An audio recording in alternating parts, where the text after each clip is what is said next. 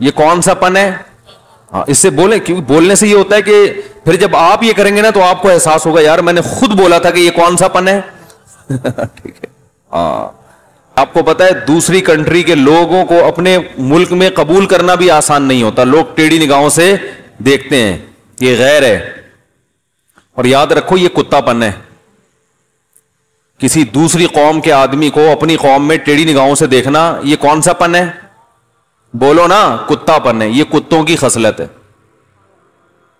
آپ پاکستانی ہیں، آپ کے ملک میں کوئی دوسری کنٹری کا آدمی، آپ حسد کر رہے ہیں ہمارے ملک میں کیوں آیا ہوا ہے. آپ کراچی کے ہیں، کوئی دوسری قوم کا آدمی کراچی میں آ گیا، رہ رہا ہے یہاں پہ، اوے تم ادھر کے ہو، تم یہاں کیوں رہ رہے ہو. آپ کراچی کے ہیں، آپ کے پی کے میں جا کے رہ رہے ہیں، وہاں آپ کو کوئی ٹیڑھی نگاہ سے دیکھے، وہی تم تو اردو بولتے ہو، تم یہاں کیا کر رہے ہو. آپ بلوچستان کے ہیں اور آپ پنجاب میں جا کے رہنا شروع کر دیں، پنجاب والے ٹیڑھی نظروں سے دیکھیں تم بلوچ یہاں کیا کر رہے ہو، تو پنجاب تو ہمارا ہے. تو یہ کون، اور بلوچ پنجابیوں کو اس طرح نگاہوں سے دیکھنے لگے تم تو پنجاب کے ہو، تم بلوچستان میں کیا کر رہے ہو. تو یہ کون سا پن ہے؟ کتا پن. یہ خصلت کس کی، جانوروں میں کس کی ہوتی ہے؟ کتے کی. کتا اپنی گلی میں دوسری قوم کے کتے کو برداشت، بولو بھائی، نہیں کرتا. نہیں کرتا. تو میرا دال روٹی میری یہاں سے، تو یہاں کیا کر رہا ہے؟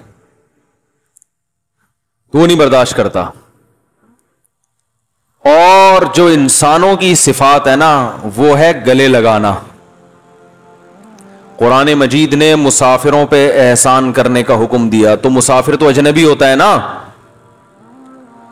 اسلام نے ایسا کلچر بنایا تھا نا صحابہ کا، اس کے اثرات آج تک نظر آتے ہیں جن میں ہیں باقی، کہ مسافر کو دیکھ کر ہمارے حضرت ایک واقعہ بتایا کرتے تھے نا، اندرون سندھ گئے تو ایک سندھی بیچارہ اتنا غریب جھونپڑا اس کے پاس ٹوٹا پھوٹا، اور وہ گدھی جو تھی نا اس کی کا غربت سے اس کی پچھلے دونوں ٹانگوں کے گھٹنے ٹکرا رہے تھے آپس میں. دیکھا ہوگا نا جب زیادہ غربت ہوتی ہے تو پچھلی دونوں ٹانگیں آپس میں مل جاتی ہیں، ایسے شیپ بن جاتے ہیں.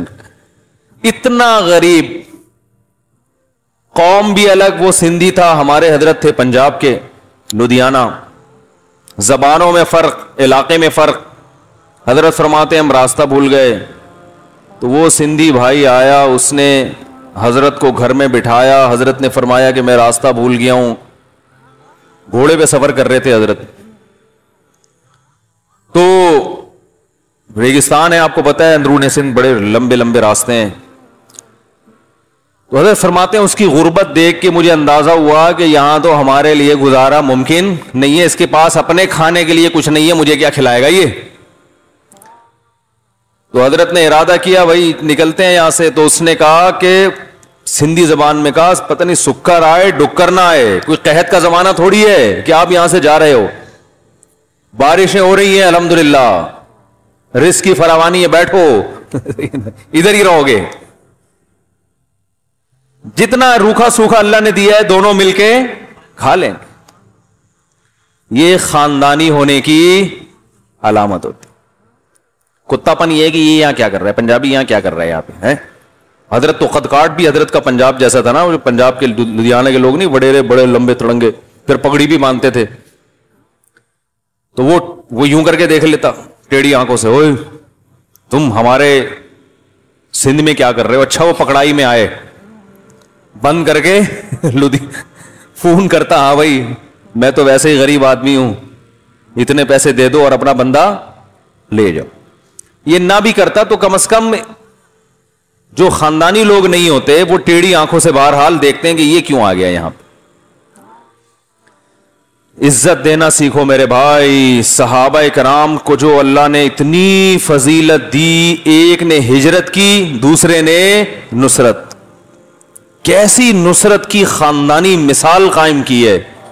اور اس زمانے میں لسانیت، قومیت، عصبیت آج سے کئی گنا زیادہ تھی.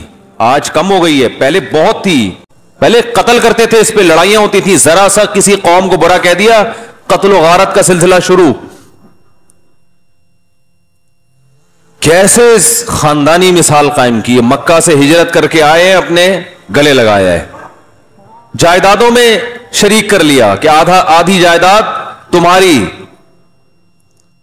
عبد الرحمن ابن عوف رضی اللہ تعالی عنہ ہجرت کر کے مدینہ آئے ہیں, تو مدینہ میں ایک انصار صحابی نے دیکھا کہ یہ اجنبی ہیں, ان کو یہاں رشتہ نہیں ملے گا.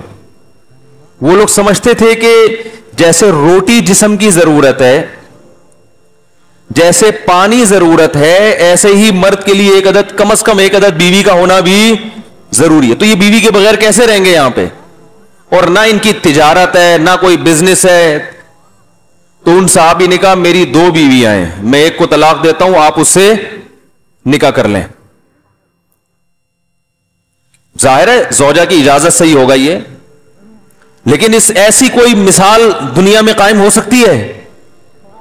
اور اس سے بھی پتہ چلتا ہے وہ نکاح کو کتنا ضروری سمجھتے تھے کہ بھئی یہ کیسے, اور ہمارے ہاں مل رہی ہوتی ہے 40 سال پھر بھی نہیں کرتے, کیونکہ اس کو ضروری سمجھتے نہیں. اور کیوں نہیں سمجھتے؟ اس لیے کہ پتہ ہے کہ اس سے آخرت کا نقصان ہوگا. روٹی نہ کھانے سے باڈی کا نقصان, اور اس سے آخرت کا, اور آخرت کے نقصان کی پرواہ ہے نہیں آ رہی بات سمجھ میں. تو بہرحال کیا خاندانی مثال قائم کی ہے. تو میں آپ سے یہ عرض کر رہا تھا کہ اپنی محلے میں کسی دوسرے کو برداشت نہ کرنا, کسی دوسری قوم کے آدمی کو, کسی دوسرے شہر کے آدمی کو, کسی دوسری زبان والے کے آدمی کو, یہ کون سا پن ہے؟ بولنے میں نا فائدہ ہوتا ہے, دماغ میں ایک بات بیٹھتی ہے, یہ کون سا پن ہے. ہاں اس سے بولیں, کیونکہ بولنے سے یہ ہوتا ہے کہ پھر جب آپ یہ کریں گے نا تو آپ کو احساس ہوگا یار میں نے خود بولا تھا کہ یہ کون سا پن ہے. ٹھیک ہے, ہاں گلے لگایا کرو قوموں کو, یار تو مہاجر ہے کوئی بات نہیں, آ جا, تو پٹھان ہے کوئی بات نہیں, تو پنجاب والا ہے آ جا بھائی. اور یاد رکھو ہر قوم میں جہاں خوبیاں ہوتی ہیں وہاں خامیاں بھی. انسان کی نیچر ہے کہ اپنی قوم کی خوبیوں کی طرف توجہ رکھتا ہے اور دوسری قوم کی خامیوں کی طرف. اگر آپ کو کسی دوسری قوم میں ایک خامی نظر آئے گی تو کچھ کوئی ایسی خوبی ہوگی جو آپ میں نہیں ہے. یہ سوچ کے لسانیت کو ختم کرنا چاہیے. ہوتی ہیں ہر ایک قوم میں خامیاں بھی ہوتی ہیں تو خوبیاں بھی ہوتی ہیں. تو خیر کہاں سے بات چلی تھی؟ یوسف علیہ الصلوۃ والسلام پر جو زلیخا لٹو ہو گئی تو شہر کی عورتوں کو اس پر اعتراض نہیں ہوا کہ یہ لٹو کیوں ہوئی ہے. انہوں نے کہا کوئی بھی کسی بھی ٹائم کسی پہ بھی لٹو, یہ ہمیشہ سے ہوتا آ رہا ہے, کوئی بھی کسی بھی ٹائم کسی پہ بھی لٹو ہو سکتا ہے. لوگ مجھے کہتے ہیں ہماری بیگم صاحبہ وہ فلاں سے بڑی فری ہو کے بات کرتی ہیں, وہ غیر محرم مرد ہے, وہ کہتی ہیں وہ میرے بھائیوں کی طرح ہے. تو میں کہتا ہوں بھائی دیکھو میں بدگمان نہیں کر رہا آپ کو, لیکن یہ یاد رکھو کوئی بھی کسی بھی ٹائم کسی پہ لٹو ہو سکتا. اس کے لیے میرڈ ہونے یہ شرط نہیں ہے, انسانی جذبات کسی بھی وقت پھسل سکتے ہیں. تو احتیاط کرو. بیگم سے بولو جب تمہارا کوئی لگتا نہیں ہے تو کیوں باتیں کر رہی ہو بھائی اس سے, لگتا ہو تو نہیں کرنی چاہیے زمانے میں, سوائے بھائی جو محرم رشتے ہیں بس, اس کے علاوہ نہیں. اور میں تو یہاں تک کہتا ہوں کہ جو شیخ جوان ہو, جوان لڑکی اس سے اصلاحی تعلق بھی قائم بولو بھائی نہ کرے, نہ وہ شیخ اور مرشد اگر جوان ہے ینگ ہے تو جوان لڑکی کو اس سے اصلاحی تعلق میرے خیال میں اس زمانے میں درست نہیں, کیونکہ وہ شیخ آدمی پہلے ہے, شیخ بعد.